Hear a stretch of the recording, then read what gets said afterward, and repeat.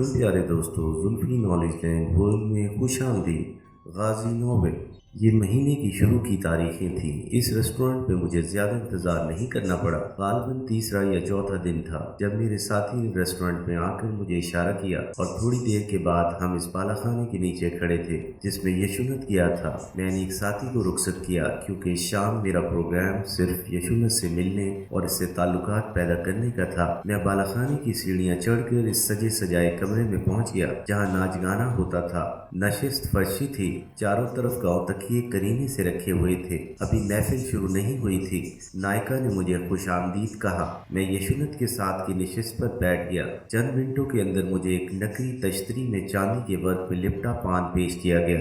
मैंने पान उठाकर 20 रुपए तश्तरी में रख दिए। थोड़ी देर बाद साज नदे आ गए और अपने साज दुरुस्त करने लगे। अभी गाने की तैयारियां ही हो रही थी कि यशुनत और दो तीन दूसरे लोगों के सामने गिलास और सोडे की बोतलें आ गई। यशुनत ने जेब से आधे की बोतल निकाली। दूसरे ग्राहकों के लिए बोतलें नायिका ने पिछले कमरे से मंगवा ली। बड़े मुअद्दिब अंदाज में नायिका ने मुझसे पूछा कि क्या मैं भी शौक करूंगा। हमारे पास आपकी खिदमत पे पेश करने के लिए सब कुछ मौजूद है, आप हुक्म करें। मैंने इसे कहा कि आज मूड में नहीं हूँ, इसलिए सिर्फ कोई ठंडा मशरूब पीऊंगा। थोड़ी देर में यकबस्ता कोको कोला की 2 बोतलें मेरे सामने रख दी गईं। महफिल का आगाज नीम क्लासिकी गानों से हुआ। यशुनत इस दौरान अपने आधे का आधा हिस्सा पी चुका था। मैं यशुनत पर कड़ी नजर रखे हुए था कि इसकी नजर करम किस तवाइफ पर है। नीम क्लासिकी मौसीकी का दौर खत्म हुआ। इस दौरान 3 नौजवान तवाइफें अपने पैरों में घुंघरू बांधने लगी। यशुनत ने बोतल में बची हुई शराब गिलास में उंडेल ली, थोड़ा सा पानी मिलाया और गटागट चढ़ा गया। इन तीनों तवाइफों ने तमाशबीनों के दरमियान में आकर सबको फर्शी सलाम किया। अभी वो तबले और दूसरे साजों के साथ अपने कदम मिला ही रही थी कि यशुनत ने अपनी दूसरी जेब से एक आधा और निकाला। वो भारत की बनी हुई रिम शराब की एक किस्म पी रहा था।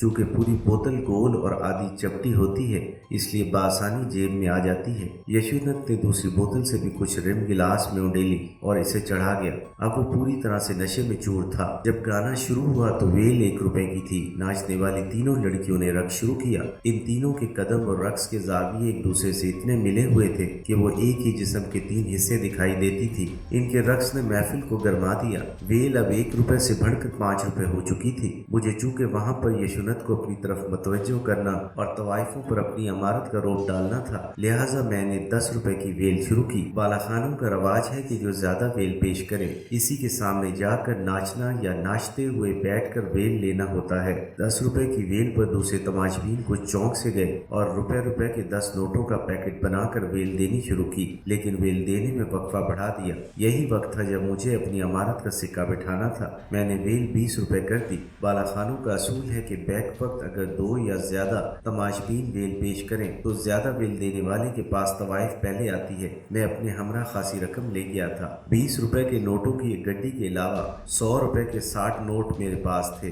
बैक वक्त मैंने यशुनत से मखसूस तवाइफ को वेल देने के लिए इशारा किया। मेरे पास 20 रुपए का नोट था और यशुनत ने 10 रुपए आगे कर रखे थे। तवाइफ मेरे पास आई और नोट लेकर उठने लगी तो मैंने 20 का एक और नोट निकाल कर इसे फिर बिठा लिया। 20 वाले नोटों की गड्डी मैंने अपने सामने कालीन पर रखी हुई थी और एक के बाद एक नोट देकर इस तवाइफ को उठने नहीं देता था। यशुनत ने अपना हाथ जिसमें 10 का नोट पकड़ा हुआ था पीछे कर लिया। मैंने अपना सिलसिला जारी रखा। यशुनत मायूस होकर उठने लगा तो मैंने इसका बाजू पकड़ते हुए इसे बिठा लिया और कहा, यशुनत बाबू ये क्या? वो एक अजनबी के मुंह से अपना नाम सुनकर कुछ हैरान सा हुआ। मैंने बेतकल्फी से अपना एक हाथ इसकी कमर में डालकर इसे अपने नजदीक कर लिया और दूसरे हाथ से वेल पहले यशुनत के सर पर और फिर इसके माथे और गालों पर रख कर देनी शुरू कर दी। तवाइफ का क्या था, इसे तो नोट इकट्ठे करने थे। वो मेरी दी हुई वेलें यशुनत के सर पर और चेहरे से उठा रही थी। शराब के नशे में मदहोश यशुनत ने 1-2 बार मुझे रस्मी तौर पर रोकने की कोशिश की, लेकिन हुस्न शबाब की गर्मी और अटखेलियां ऐसे इतना मन भाई कि इसने हथियार फेंक दिए। इस दौरान दूसरी तवाइफें मुसलसल नाच रही थी और बेदिली से दूसरे तमाशबीनों की दी हुई वेलें ले रही थी। कुछ तमाशबीन मुकाबले मुकाबले की सकत न होने की वजह से उठकर जा चुके थे। साज नदों ने भी इस दौरान 2 नई धुनें शुरू की, लेकिन मैंने यशुनत की पसंदीदा लड़की को इसके सामने से उठने न दिया। मेरी गड्डी में जब 4-5 नोट बाकी रह गए तो मैंने 100 रुपए के 20 नोट नायका को मुखातिब करके इसकी तरफ फेंक दिए, और इससे पहले कि मेरे बाकी 4-5 नोट खत्म होते 20 रुपए वाले नोटों की एक नई गड्डी मेरे सामने रख दी गई। नायका ने मुझसे अब इकट्ठी रकम ऐंठने का सोचकर रक्स बंद करवा दिया और एक तरह का वक्फा हो गया। नायका ने सबसे खाने का पूछा। मैंने सीख कबाब और पराठे मंगवाए। यशुनत ने भी कबाब और पराठे मंगवाए। मैंने 1000 रुपए नायका की तरफ उछालते हुए कहा कि यशुनत, मैं और इसकी महबूबा हम तीनों खाना पिछले कमरे में इकट्ठे खाएंगे। नायका ने सर हिलाकर हामी भर ली। हम तीनों ने पिछले कमरे में खाना खाया। खाने के बाद अब महफिल का दूसरा हिस्सा शुरू होना था। यशुनत इतना ज्यादा पी चुका था कि लड़खड़ा कर कभी इधर गिरता कभी उधर। मैंने नायका को कहा कि इनकी तबीयत ठीक नहीं, इसलिए अब हम चलते हैं। ये कहते हुए मैंने नायका को मजीद 500 रुपए दिए और यशुनत को संभालते हुए नीचे ले आया। मेरा साथी रेस्टोरेंट पे मेरा मुंतजिर था। मैंने इसे टैक्सी लाने को कहा। जल्द ही टैक्सी आ गई। चावड़ी बाजार के पीछे ही 2 तंग गलियों में जिस्म फरोशी का धंधा होता था। चावड़ी बाजार के पीछे ही 2 तंग गलियों में जिस्म फरोशी का धंधा होता है। मैंने वहाँ टैक्सी रुकवाई। यशुनत तो टैक्सी में ही खराटे भरने लग गया था। मैं इस गली में गया। गली में दाखिले की जगह पर पुलिस का एक हेड कांस्टेबल और सिपाही खड़े थे। एपिसोड 18 इख्तिताम पजीर हुई।